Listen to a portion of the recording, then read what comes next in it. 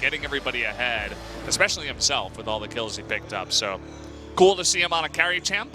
We are going to see Talia picked up for Crown, another one of these big picks that's just all over the mid lane, especially for Crown as well. And now that the mid laners, AD carries, and potentially junglers, if the Jarvan does not turn out to be a flex pick, we can expect jungle, or rather the support, to be heavily prioritized now. I think the Braum makes a lot of sense here for Samsung, and both for SKT having two long-range carries as well as being able to block the wall, and then Tristana's synergy with Braum is awesome, so we need to see that champion come through. It makes a lot of sense for what these teams have. However, going with that pick does not allow you to have many tools against denying the Zac. Zac did get nerfed. His W is a little bit weaker. It costs more on some of his other spells, so the champion is not quite so powerful in the early game, but still is incredibly potent in starting team fights and appealing for the double AD carry lineup that SKT have drafted so far. Yeah, the Maokai being banned out here. Another one of these picks that we saw, especially coming into 7:15 coming in, and Trundle himself also going to be taken off the field. So targeting Kive a bit, with a couple of top lane bans. Just giving some credit to that jungle Jarvan for Haru.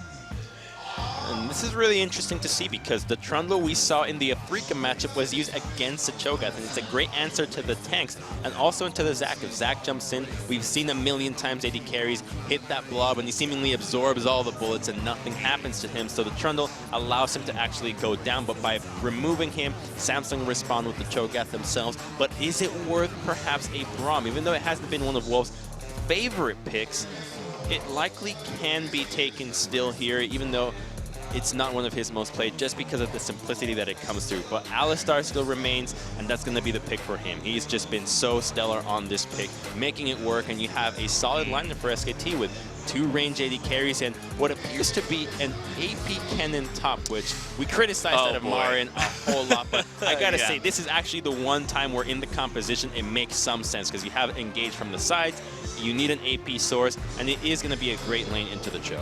Okay, well, I'll believe it when I see it. I want to see this Kennen actually have some success. And Untara, who's been doing very well, who's actually kind of taken the main spot in the top lane for SKT, is going to get his hands. He's going to have a try at this Kennen. You can see that the Rumble was banned out by the side of Samsung, so they don't essentially get to do that Rumble-Alistar combination that they do love to do. Is taken away, and of course the final pick, Taric, on the side of Samsung. Gonna try to keep that Tristana safe. And it's a composition that we haven't seen from Samsung at all. This is such a different flavor for them, but Taric himself can completely swing the outcome of these fights.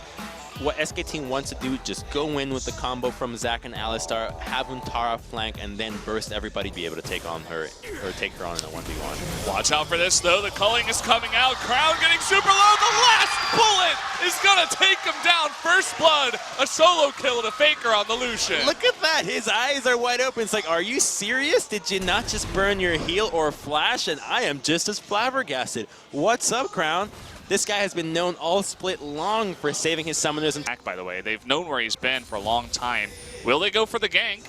He's looking for it. The Flag and Dragon's so close. He's waiting for the knockup first. Into the second one. The Cataclysm comes down, and the Feast will pick up a kill for Cuvée. 2-1 on top of Untara. Beautiful chain CC there from Samsung. The second top laners do have the teleport, but will it come in time? This is being burned down, and Samsung just going to give it away as SKT had all of that control with the Vision and all their members around that Drake, and they pick up the second Infernal of the game. That's exactly what I was saying. They push the lanes in, and because the itemization of Blade of the Ruined King is completed, they can burn being on the side lanes. He loves to do this on the Cassiopeia. Obviously, it's meta to have your dual lane swap into the mid lane after a while, but an engage onto Crown, and he just got crit. Oh man, this 1v1 all the time. It just brings down Crown essentially alone. Peanut coming in for just the cleanup, and it's been basically the Faker show against Crown the entire time, really setting the tone for this entire series. Dear Lord, and there is a Knight's Vow already onto him, and in the 2v2, they don't stand a chance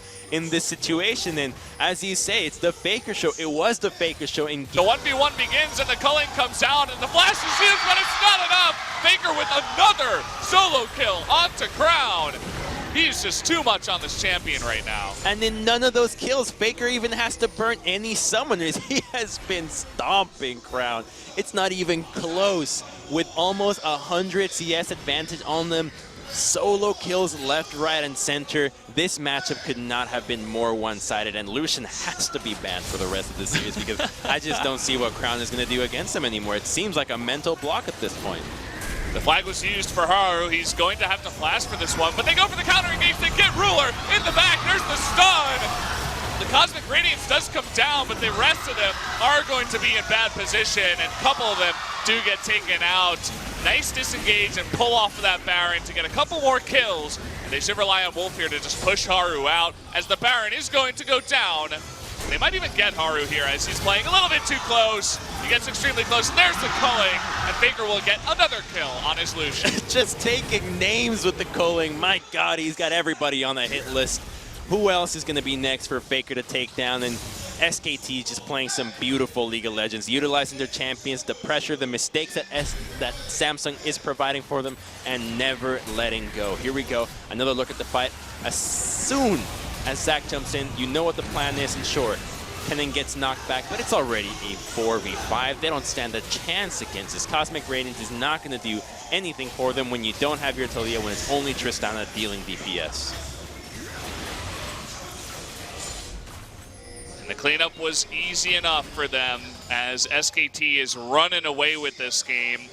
100% what Faker can do, as he is extremely fed at this point. The Phantom Dancer going 1v1 onto Ruler. That was a 3-shot. Oh. Goodbye, Tristana. You're not going to be the one who takes him out. You're going to need the rest of your team to do it, but they're not even going to have time. 10,000 gold ahead, 2 inhibitors go down. They might even push for the game. GG go next. This one's all done. Holy. Wow, the crits, yeah. Triple crit onto the Tristana. They thought they could get him with the stun. And another engage here, just to clean up the double kidnap, because why not? To add insult to injury into one of the most one-sided weak games we've seen. Picking up the Penta, wait, no. I think it was. Perhaps? No, it doesn't look like it. Just the Quadra. There's the GG. SKT with a smash over Samsung in game number 1. Oh my God, that was just a landslide of a game, and undoubtedly Faker just so much MVP out of this one. Completely carried the hell out of this game, and Samsung has to be left dumbfounded because their preparation, if they thought this was how well prepared they had to be, they are sorely mistaken, because it seems like SKT, and Wolf specifically, the rest of the lineup, they can talk the talk, but can they walk the walk? And the answer is they can run it. They can do anything they want with it, because this match was so one-sided. That's one of the most one-sided mid lane versus mid lane matchups we've seen in a while. I mean, that was the kind of thing you go in solo queue and you're like, well, can we get a report on this guy? Like, what's going on? Like, he must be trolling. And obviously, he is feeling the pressure. Everybody